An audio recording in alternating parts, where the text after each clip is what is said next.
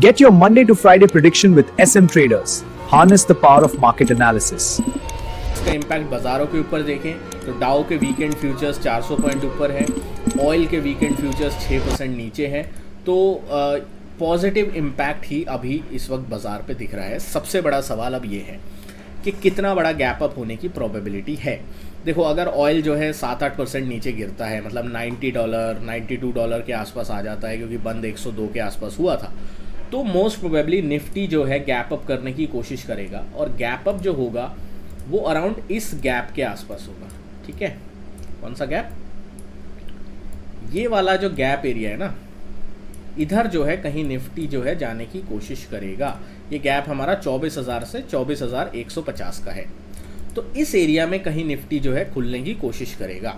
ये डिपेंड करता है कि डोनाल्ड ट्रंप डील की बात जो कर रहे हैं उस पर अडिग रहते हैं कल तक, ठीक है, क्योंकि उनके पास तो एक दिन छुट्टी का है, हमारे पास नहीं है, हमारे बाज़ार खुलेंगे। तो वो ऐसा नहीं हो सकता कि वो पहले ब्लफ कर दे डील के बारे में और उसके बाद पलट जाएं डील से। अगर ऐसा होता है तो वो डेफिनेटली बाज़ारों के लिए नेगेटिव होगा। बट अभी तक कोई भी जो मीडिया रिपोर्ट है वो ऐसा नहीं बता रही है कि यूएस की तरफ से ये ब्लफ किया जा रहा है, और सभी मीडिया रिपोर्ट्स एक ही तरफ डायरेक्शन में, एक ही जगह, एक ही सुर में ये बोल रही हैं अभी तक के लिए कि डील होने की अगले कुछ घंटों में बड़ी संभावना है। तो अगर निफ्टी जो है गैप अप होता है इस एरिया में, ठीक है, तो I would not be surprised कल का दिन पूरा साइडवेज निकल जाएगा। निफ्टी की बात कर रहा हूँ मैं स्पेसिफिकली। तो अगर आप कल सोच रहे हैं कि मैं बड़ा ट्रेंड पकड़ने की कोशिश करूं, तो मेरे को ऐसा नहीं दिखाई देता। मैक्स टू मैक्स आप 24,150-200 तक जा सकते हो। गैप अप के बाद एक हल्का फुल्का अगर डिप आता है, मान लीजिए गैप अप के बाद एक हल्का फुल्का डिप आता है 23,850 तक, तो एक अपॉर्चुनिटी खोज सकते हैं। बट अगर बड़ा गैप अप होता है 24,100-200 की रेंज में, तो उसके बाद उस गैप अप को साइडवेज होने की प्रोबेबिलिटी बहुत ज़्यादा रहेगी। तो rather than trending move, range play करना ज़्यादा बेहतर रहेगा। ठीक है, ट्रेंडिंग मूव की एक्सपेक्टेशन ना रखें कल के दिन। बैंक निफ्टी की अगर हम बात करते हैं, बैंक्स में ज़्यादा स्ट्रेंथ थी। जो आरबीआई की तरफ से, गवर्नमेंट की तरफ से कुछ डिसीजंस लिए गए बैंकों को लेकर, रुपये को संभालने को लेकर, वो जो है कुछ फ्रूटफुल रिजल्ट्स उनकी तरफ से आते हुए दिखाई दे रहे हैं। और अब बैंक्स जो हैं मोस्ट प्रोबेबली इस एरिया में गैप अप करेंगे। ठीक है, अराउंड 800-900 पॉइंट का गैप अप जो है बैंक्स में भी होगा। तो ये एरिया क्रिटिकल है। ये एरिया निफ्टी के 24,150-200 लेवल जैसा है। 55,000-54,800 बैंक निफ्टी के लिए एक बड़ा लेवल होगा।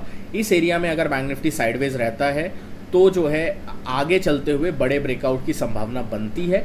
बट अगर गैप अप के बाद इस एरिया से बड़ा रिजेक्शन आता है तो डेफिनेटली एक कंसर्निंग साइन होगा। नीचे की साइड में बैंक निफ्टी के लिए जो इम्पोर्टेंट सपोर्ट है, अगर मैं उसकी बात करता हूँ, तो जो इम्पोर्टेंट सपोर्ट बैंक निफ्टी का मेरे को दिखाई दे रहा है वो इस एरिया के आसपास है। ठीक है, ये एरिया है हमारा 54,400 से 300 का जोन। तो जब तक बैंक निफ्टी गैप अप के बाद इस एरिया के ऊपर सस्टेन करता है, बैंक निफ्टी में स्ट्रेंथ बनी रह सकती है। सेंसेक्स की बात कर लेते हैं। अगेन थोड़ा तो सिंपल, इसमें भी इस एरिया के आसपास जो है गैप अप हो सकता है। ये एरिया हमारा 76,800 से 77,000 है।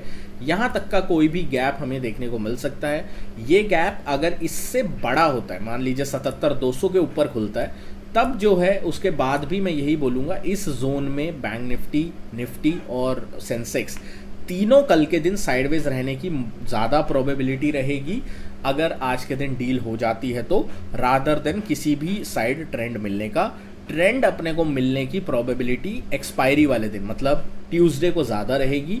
तो ज़्यादा एग्रेसिव होके होता है जब इतना बड़ा कोई न्यूज़ आती है तो लोग थोड़ा जोश में आ जाते हैं, ज़्यादा पोजीशंस ले जाते हैं या बना लेते हैं।